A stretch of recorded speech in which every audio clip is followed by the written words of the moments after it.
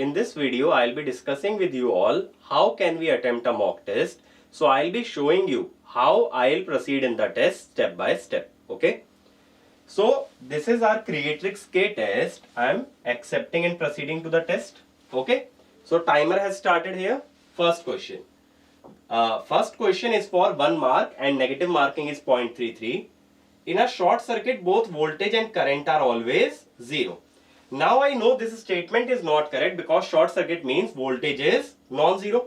Next, in a short circuit, there is a possibility that voltage and current are 0. Voltage is compulsorily 0, but current may or may not be 0. So this statement can be true. In open circuit, both voltage and current are always 0. In open circuit, current is 0, but voltage can be any value. In open circuit, there is a possibility that voltage and current both are 0, right? Voltage can be 0, but current is always 0. So as per me, the option should be second and fourth. Okay, second and fourth means C. So I mark here C. Now I go to the next question, save and next. I haven't marked it for review because I know that question is sure shot correct because my basic about short circuit and open circuit is clear. Okay. If I was unsure in that, I would have marked it for review. Next. The odd component of signal e to the power j omega t is. Now, what I'll do, I'll try odd component. How do we find odd component? X of t plus x of minus t by 2 means e to the power, odd component. This is a mistake that I am committing. Minus 1 minute. Okay. So it is e to the power j omega t minus e to the power minus j omega t by 2. So this I know, j sin omega t. Now I go back to the question. The answer should be C, j sin omega t. This was also simple. So I'll move on to the next one. It is asking A XOR B XOR C XOR D in SOP form is. We need to find the SOP form of this. So again what I'll do, I'll divide my scribble pad page like this. It is asking A XOR B XOR C XOR D. Okay. Now I want to simplify this expression. So what I'll do, I'll expand A B bar plus A bar B XOR C D bar plus C bar D. Now when we take XOR, the first term is as it is.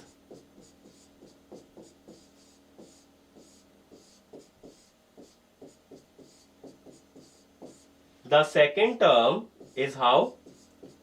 That is complement of both the terms. Complement. Okay, complement. Now,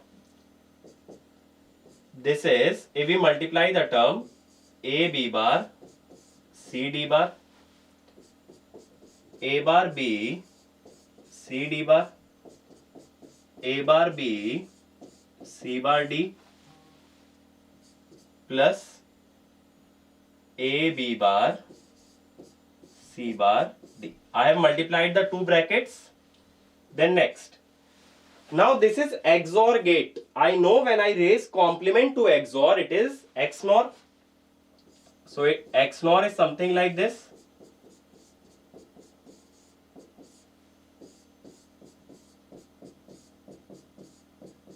Okay. So now, since my scrap pad, this sheet is over.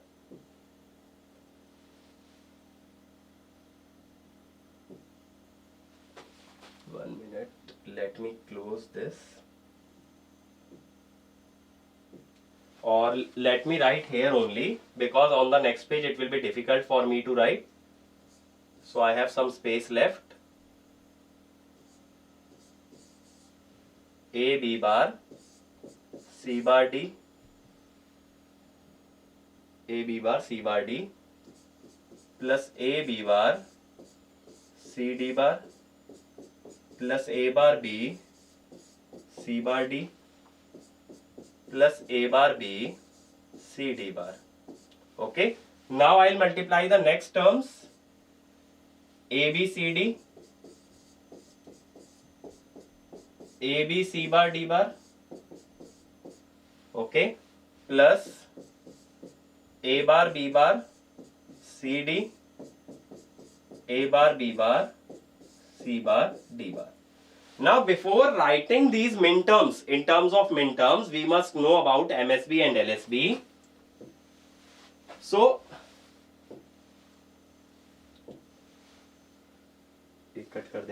So here if you see, it hasn't given us A, B, C, D, whichever is MSB. So I'll assume A is MSB and D is LSB. Based on that, when I judge the minterms, this is 1, 0, 0, 1. 1, 0, 0, 1 means 9. Like 1, 0, 1, 0, that is 10. Then 0, 1, 0, 1, that is 5. Then 0, 1, 1, 0, that is 6. Then 1, 1, 1, 1, 15. Then 1, 1, 0, 0, 12. 0, 0, 1, 1, that is 3. 0, 0, 0, 0, that is 0. So 0, 3, 5, 6, I'll check the options. 0, 3, 5, 6. So option D is matching. I'll mark it as D. Next. Now it is asking divergence of a function at a particular given point. It is x square I plus y square j plus z square k. So I'll move to the next page. The function is given as, first I'll write down the function x square I cap y square j cap plus z square k cap. Now del dot f is basically del by del x, x square, del by del y, y square, del by del z, z square. 2x plus 2y plus 2z. Now before putting in the value, I'll check the value that I have to substitute. It is giving 1 minus 1 0. So 1 comma minus 1 comma 0. So how much it will become? 2 minus 2 plus 0. That is 0. So answer will be 0. Okay. Save and next. Next.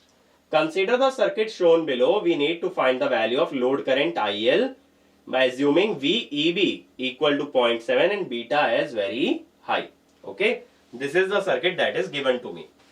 Now, I will try and not to write this circuit in my notebook. So what I'll do, I'll try and frame the equation. See, this current IL, I can easily understand that it is a collector current. And this current in 3.3 will be the ammeter current. Here beta is very high.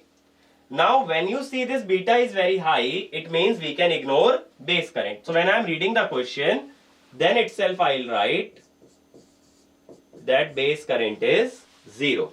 Okay. Base current will be taken as 0. Now, when I have taken base current as 0, there will be no current entering the base. If no current is entering the base, that means the current will straightforward pass through R1 and R2. When IB is 0, I can understand R1 and R2 in series. Okay. Once they are in series, I can calculate the voltage of base terminal. Voltage of base terminal can be found out by voltage division. Now base terminal voltage 20 into 800 by 1000 Let me check the values again. 800, 200, that means 1000. So how much it will become? 16 volt. Such sort of simple calculation should not require your virtual calculator. Now if base voltage is 16, ammeter voltage is VE minus V or VEB plus VB. That is 16.7 volt. Now this is ammeter voltage. Now beta is high, so ammeter current is equal to collector current. Ammeter current is equal to collector current. How can I find ammeter current? The voltage of left terminal is 20, ammeter terminal is 16.7.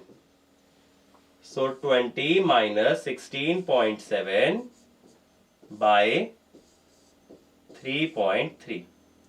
So it will come out to be 1 milliampere.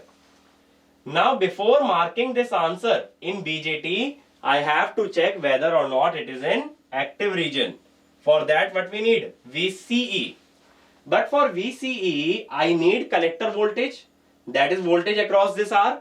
This R is not given, so I'll assume that it is in active region. I'll mark it as B. Okay. But since this involved a lot of calculation, I'll mark for review and next. So this purple box with blue tick means that I have marked it for review. Next. It is saying a feedback control system with derivative feedback is given. The value of K0 to get a damping ratio of 0.6. Now I know I'll need to find the closed loop transfer function to find zeta. It will involve a little bit of work. So I'll mark for review. Okay. I'll later come back to it. I'll first solve easier ones next. A buck converter is shown in the figure. The switch is operating at 25 kilohertz. From an experiment, we know delta V0 and delta IL and average output is 5 volt. Find the value of capacitance. Now again here ripple in capacitor voltage is given to me and ripple in inductor current. Right now I am not sure about this question. I'll have to think a lot about it. So I'll move on to the next one. I'll leave it unattempted. 8th. It is saying radial distribution system and we have to match the column. Now with most of us what happens is when we talk about theory question we are not very clear about the options. We are confused. So I'll leave it as well. Next. Next is from machines. A 3-phase 11 kV 10 megawatt star connected synchronous generator has a synchronous impedance J 10 ohm per phase. If the excitation is such that open circuit voltage is 15 kV, we need to find the maximum output of generator. Now maximum output means it is asking us P max. What is the data given? VT is given 11 kV. Open circuit voltage means EMF. EMF is 15 kV. Reactance is 10 ohm. Now since resistance is not given, so what I'll say, RA is not given, so I'll take it as 0. So maximum power becomes very simple, EF VT by XS. Now let me check the connection. It is star connected because connection is very important in machine. That is one point where we commit silly mistake. So it is connection. So here what I'll do, 3 times the single phase power. Single phase power is how much? 15 by root 3. In star connection, phase voltage is line voltage by root 3. 11 by root 3. XS is 10. So it will be 16.5 megawatt. Okay. How did I directly write this? 15 into 11 is 165. Root 3 will cancel 3. 165 by 10 is 16.5. So that sort of simple calculation we must do by hand. 16.5. See now, when I wrote the answer, I wrote as 165. That is also one of the silly mistakes. So I'll check my answer before submitting. I'll delete it. 0.5. Okay. Now my answer is correct. I'll move on to the next one. Okay. Next is 10th.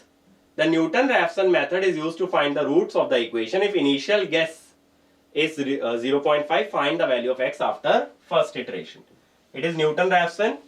In Newton-Raphson, what we do is x1 is x0 plus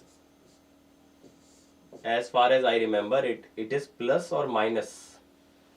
I am forgetting this formula whether it is plus or minus. So what I'll do, I'll derive it. Fx is fx naught plus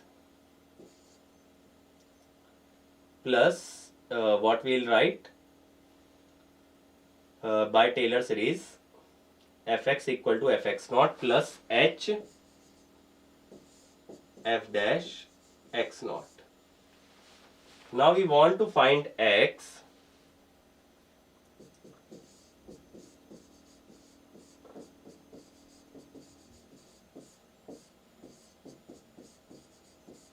So x is x naught minus fx naught by f dash x naught. So I forgot about the Newton-Raphson method. So now I have derived. Now I know that there should be a minus sign. Okay. Now the function that is given to me is, again I'll check, x minus cos pi x. Okay. So initial guess, it has given us 0.5. 0.5 minus cos pi by 2, it is 0.5. Now f dash x naught, 1 minus pi sin pi x. Now here if we put 0.5, sin pi by 2 is 1. 1 minus pi. Okay. Now if we put in this expression, then I'll write x1 is 0.5 minus 0.5 by 1 minus pi. So I'll simplify this. 0.5 minus 0.5 pi minus 0.5 by 1 minus pi. Okay. That is the value of x1. Now to differentiate these two problems, what I'll do, I'll mark a line like this. Okay. Now for calculating this value, I need to use virtual calculator. So let me open the test tab. Virtual calculator is here. So what I need, 0.5 pi over 1 minus pi. 0.5 star pi divided by 1 minus pi, okay, is equal to minus 0.73347, and we had a minus sign also here. So 0.73347. Now I know this value. So I'll write 0.733. But again this involved a lot of calculations, so I'll mark it for review and move to the next one. Next. In the circuit given below, the charge on the capacitor at t equal to 0 second is 90 microcoulomb. We need to find the charge on the capacitor at 10 millisecond. Okay. So now I can understand that this is a problem based on transient. Okay. So how we will solve this problem? For solving this problem, what I'll do, I know the basic equation for first order circuit, that xt is x infinity plus x0 minus x infinity e to the power minus t by tau. Now we want to find charge, so I'll directly apply this equation on charge.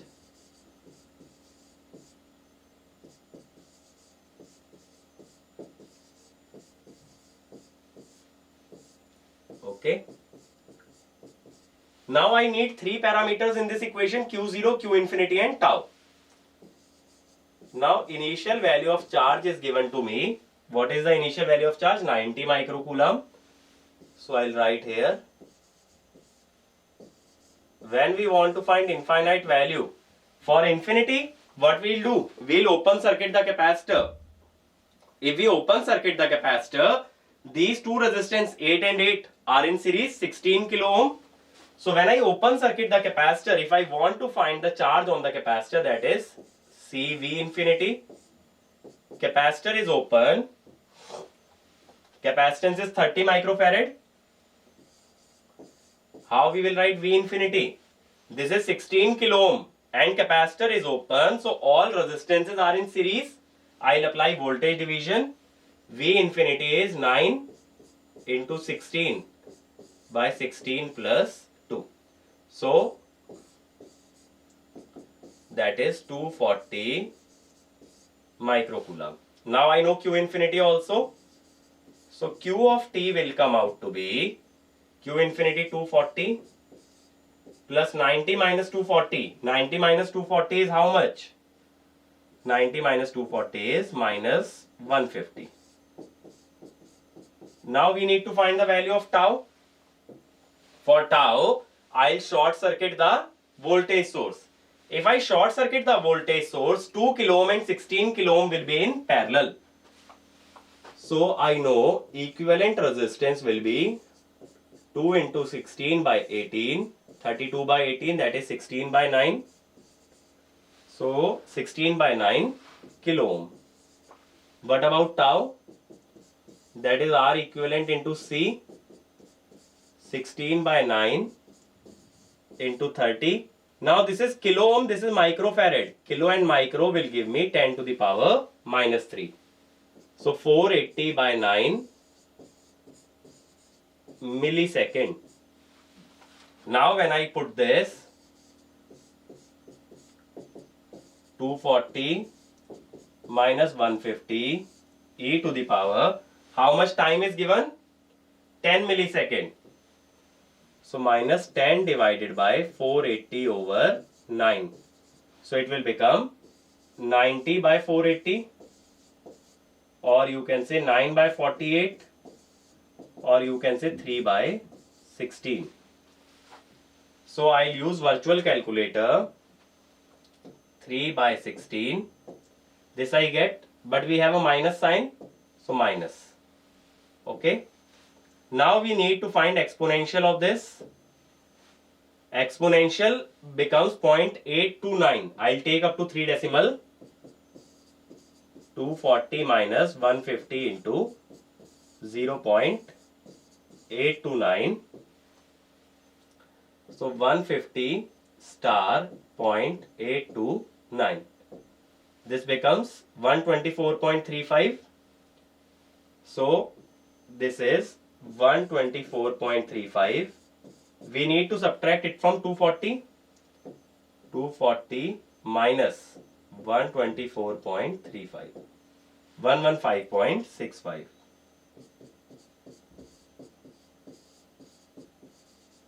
Okay. So I'll substitute this answer.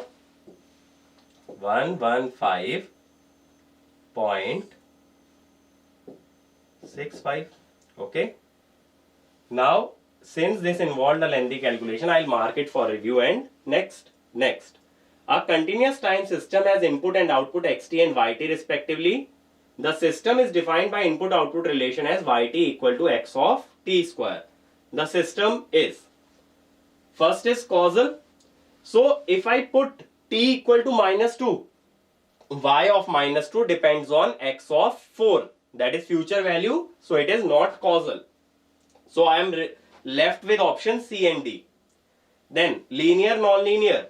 Y is directly proportional to x, linear. So, non-causal and linear. Only one option remains, that is D. I am very sure about it. I'll move, save and next.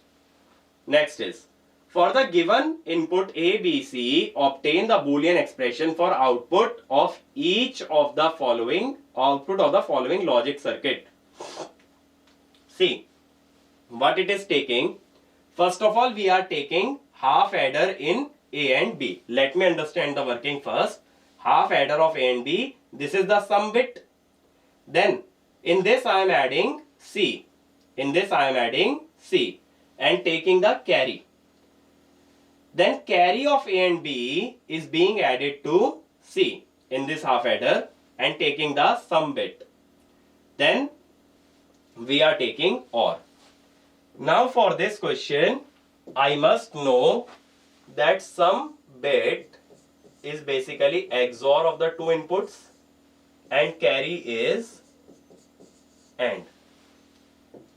Now, in the first half adder HA1, S will be equal to A XOR B, and its carry which is going in half adder C is equal to AB. So I'll write S1. S1 is this, S1. So here we are getting AB because this is carry, here we are getting C. So we want to take sum of AB and C. So AB XOR C. This is S1. Then C1. C1 is carry of sum and C. Carry of sum and C. Sum is A XOR B. And for carry we will take dot. Okay. Or let me write CO. CO means carry. Okay. Don't confuse it with the input C. Now I know both C1 and S1. Now we are taking OR. So X is AB XOR C plus A XOR B C. So it is AB C bar plus AB bar C plus AB bar C, A bar B C. Okay. So that is the final expression. AB C bar. Let us see which option is matching. ABC bar. ABC bar is coming here. But I have to expand second term also based on this. If I apply De Morgan's law, it is A bar plus B bar.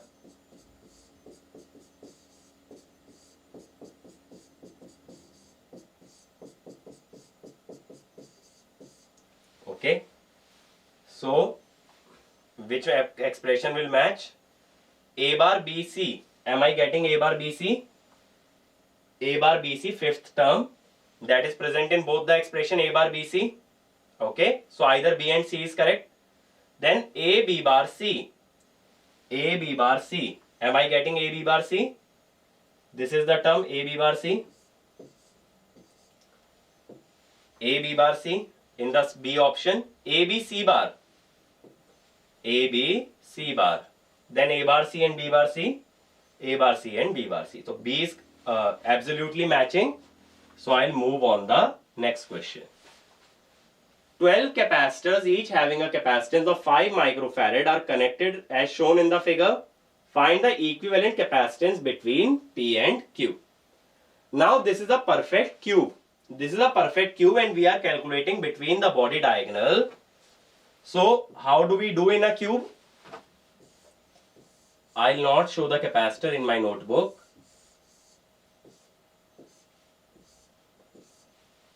What we do? Across a body diagonal, we used to divide current. If you can divide current, you can also divide charge like this. Q by 3, Q by 3, Q by 3. Then Q by 6, Q by 6. Okay. Similarly, Q by 6, Q by 6. This Q by 6 and Q by 6 is Q by 3. Okay. And here we will again get back Q. Now if you move across body diagonal, what is the voltage? I am going by this path. I am going like this. Okay.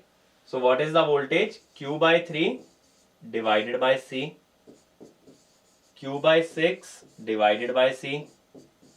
Q by 3 divided by C. So how much will it become? Q by 6 plus Q by 3 is Q by 2. Q by 2 plus Q by 3 is 5 Q by 6 C. Now C equivalent is Q by V 6 C by 5. So what is the value given? C is 5. So 6 C by 5. 6 microfarad. So I'll get 6 microfarad. Okay. I'll move on to the next one, 15th. For the Schmidt trigger circuit shown below, assume that op-amp and diodes are ideal.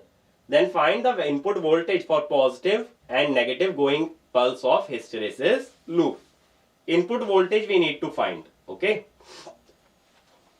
So V0 can be plus 12 volt and minus 12 volt in a Schmidt trigger. If it is plus 12 volt, D2 will conduct. If it is minus 12 volt, D1 will conduct. Suppose I assume, I move on to the next page. I assume V0 equal to 12 volt. I know D2 will be on.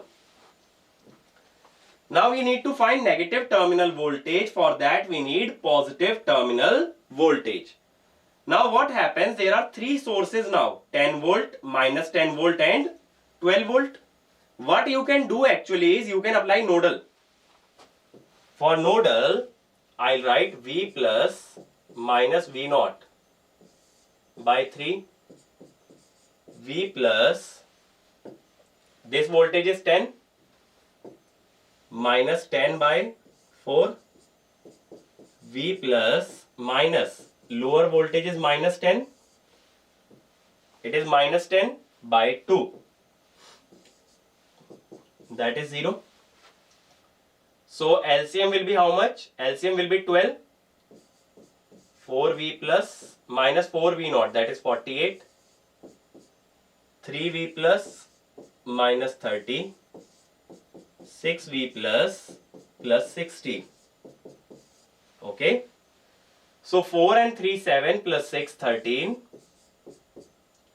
48 and 30 78 and 16 is 18. So V positive is 18 by 30 when V0 is 12 volt. So I'll check 18 by 13. How much will it come? 18 by 13, 1.3846. So the only option that can match from here is A.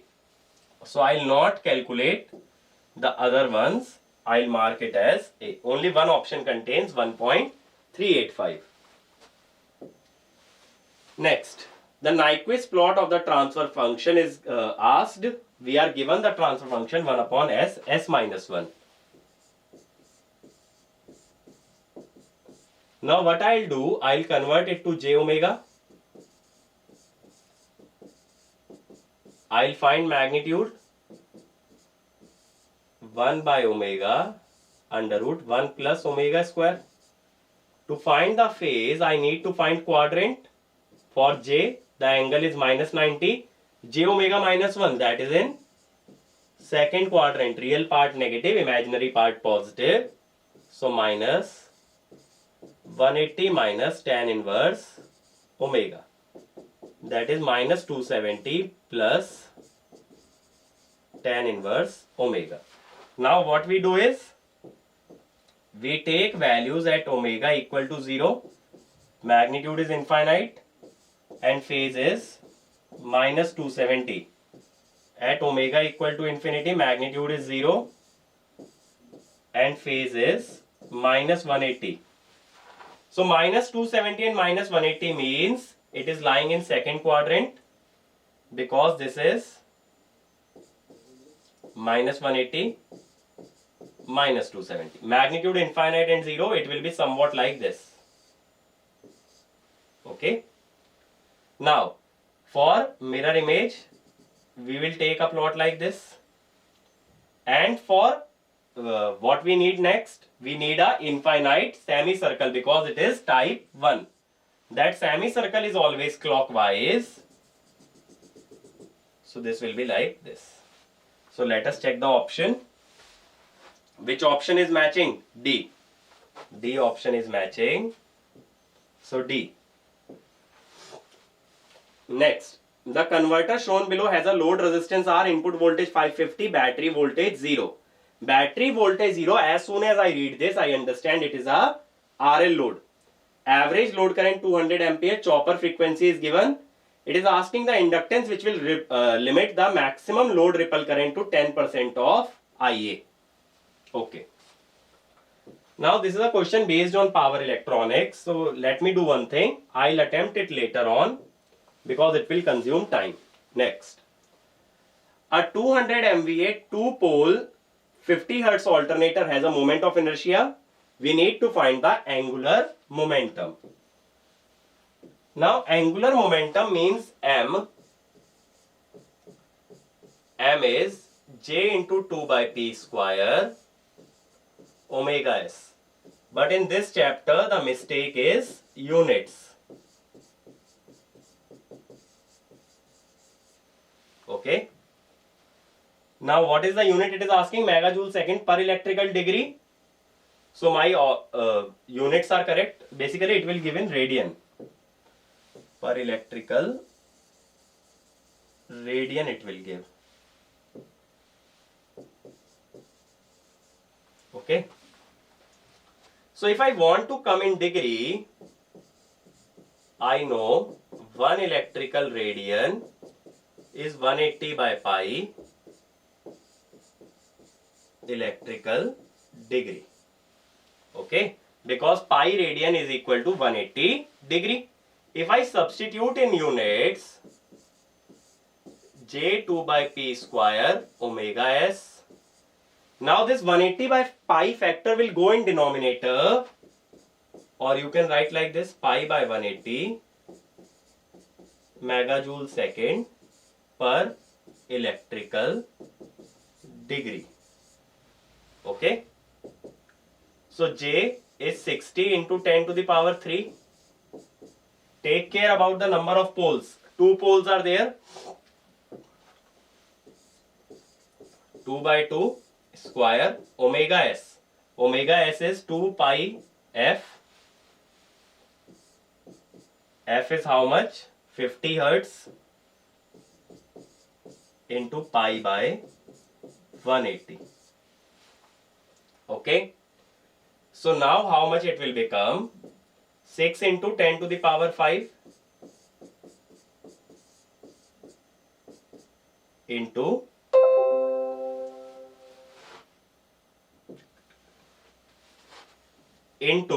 6 into 5 into 10 to the power 5. This is 6, 5.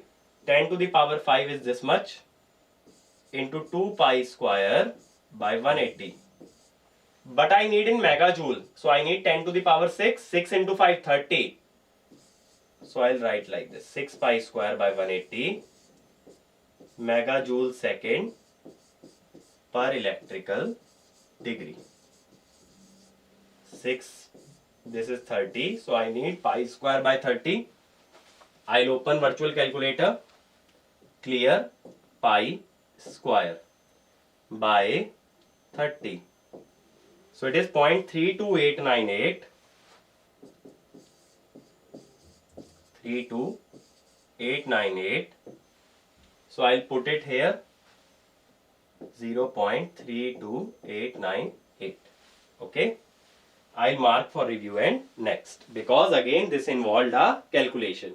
Next is the terminal voltage of a DC shunt motor is halved and load torque varies as the square of speed.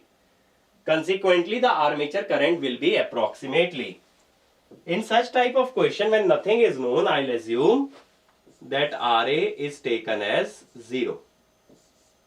VT dash is VT by 2, which means IF dash is IF by 2, because IF is proportional to VT in shunt machine. Phi dash is phi by 2. If RA is 0, EMF is equal to VT. E dash is equal to E by 2.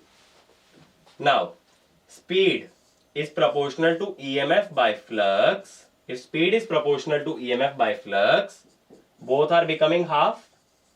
So it is constant. Torque proportional to speed square is constant. And torque is also proportional to IF into IA. So if torque is constant and IF is halved, armature current will be doubled. So armature current will be twice the normal value, that is D. I am sure about it, so I'll move to the Next one, 20th. We need to find the area of the region bounded by the curves mod x minus 2, x equal to 1 and x equal to 3 and the x-axis. Okay. I'll go to the next one. So mod x minus 2, x equal to 1, x equal to 3. For these type of question, it is better if I draw a graph. Mod x minus 2 means mod x graph but starting from 2. This is mod x minus 2. Then x equal to 1 and x equal to 3 and the x-axis. So x equal to 1, x equal to 3. Okay, this is the region it is asking. So it consists of two triangles which are symmetrically located. So area is equal to 2 into half into base. Base is 1. This height will also be 1. How can I know height is 1? Mod x minus 2 at x equal to 3 is equal to 1. So base is 1, height is 1. So area will be 1. So this is a very simple question. I'll mark as 1. Now see, at around 40 minutes, I have visited all the questions, but there are some questions left. So I'll move back to the question which I have solved and marked for review. First, I'll go to these. So let me start from the beginning. Fifth question. In this, I wanted to check my calculation. This is an analog circuit question. So I'll check where I have done this.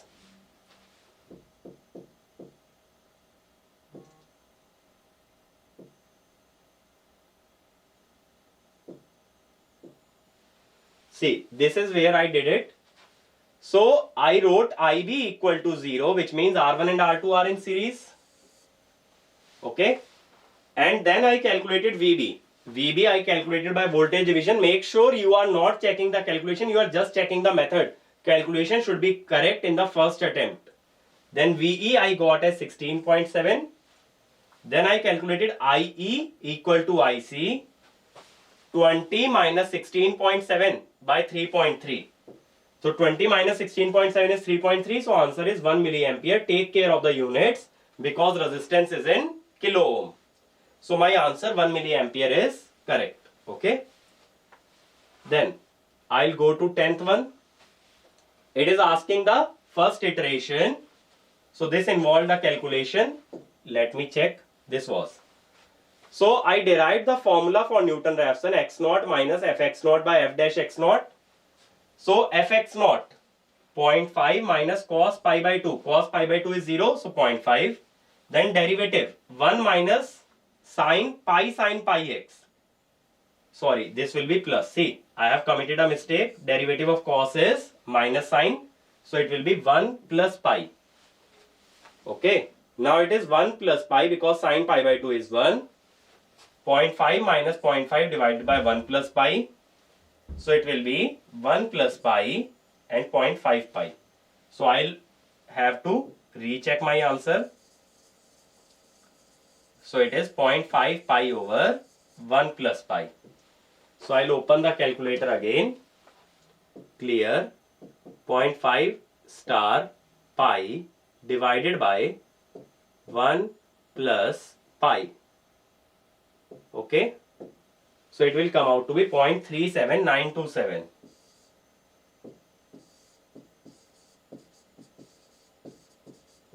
Okay, that sort of mistake we can commit. So I'll delete this 0.37927. Okay. So now I have visited 10th. I'll save my answer. 11th. It is asking the charge on the capacitor at 90 microsecond. So I'll check my calculation again. So I wrote the general equation. My general equation is correct.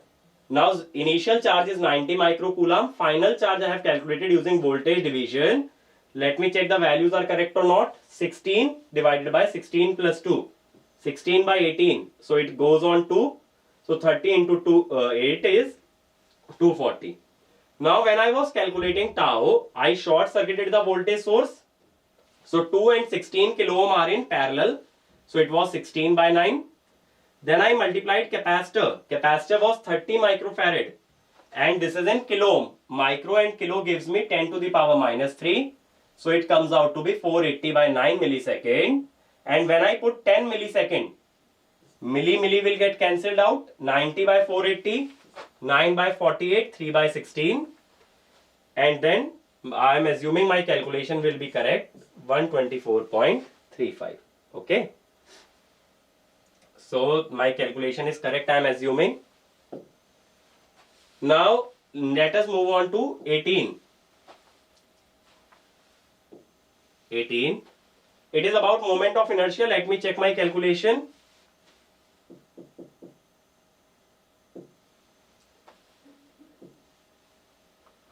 So this is the formula that I applied, but it gives in megajoule second per electrical radian. So now what I did is 1 electrical radian 180 by pi electrical degree. When I substitute it here, pi by 180 will come in numerator. Two poles were given. 2 by 2 is 1. 60 into 100 pi into pi by 180. So 6 into 5 I did. That is 30. I took 3. 3 into 2 pi square is 6 pi square by 180. So pi square by 30. So this is also correct as per me. I haven't found any mistake. This I have already checked. Now let us move on to 6. This I did not attempt. Still I have 13 minutes left, so I'll try. Find the value of K0 to get a damping ratio of 0.6. For this what I'll do, I'll try to find the transfer function. For this first I'll solve the inner loop. So when I'll solve the inner loop, I'll write T equal to 1 by s plus 2 divided by 1 plus k naught s by s into s plus 2, which means 1 by s plus 2 plus s k naught. Okay. Now in cascade there is a block of 10, so I'll make it 10. Then overall transfer function will be numerator, due to unity feedback, numerator plus denominator. This is the transfer function. So the characteristic equation is somewhat like this.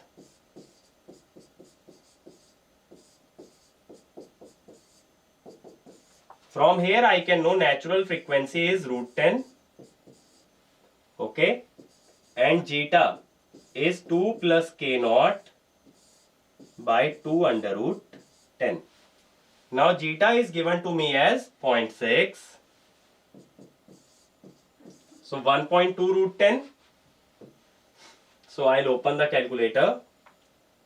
Clear 10. I'll take square root into 1.2, that is 3.7947. So 2 plus k naught is 3.7947, which means k naught is how much? 1.7947, or I'll subtract 2 from here. 1.7947. So it means option is C. Okay. Now I come to 7th, 8th and 17th are remaining. So 7th. A buck converter is shown in the figure. We know delta V naught, delta IL. For an average output of 5 volt, we need to find the capacitance. Okay, right now I'm not sure about it. I'll move to 17 because I marked it for review. Okay. So 17th was marked for review. It is saying the converter has load resistance R, Vs is given, E is 0, Ia is given. It is asking maximum load ripple current is 10% of Ia. So delta IL is 10 by 100 into Ia. Ia is how much? 200. So that is 20 ampere. Now to find the ripple, what we do is, we take either the charging or discharging period of the inductor. During charging period, During charging period, what I'll do? During charging or during dt, L into delta IL by dt is voltage across inductor, which is Vs minus V naught. It is buck converter, which means Vs 1 minus d. So what I need in this one is, we need to find the value of inductance. Since I need to find the value of inductance, I'll remove this.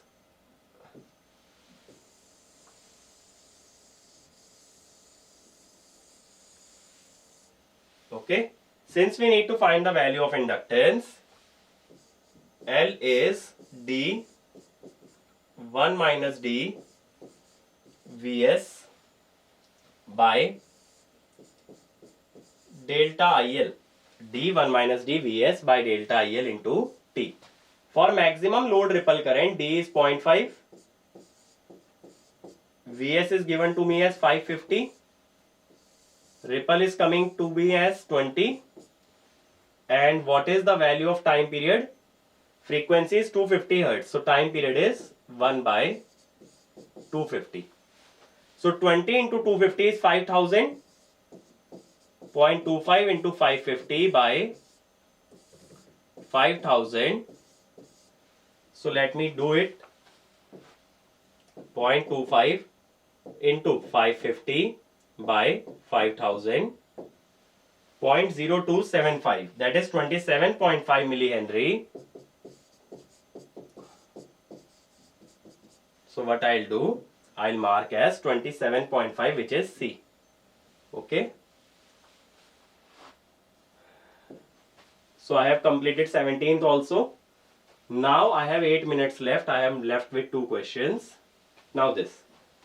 It is saying a buck converter, we are given delta V naught, delta IL, we are given average output.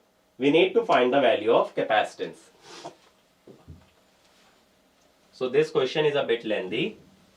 So what I'll do, I'll remove this one. Okay, because I'm not left with any pages. So I'll remove this.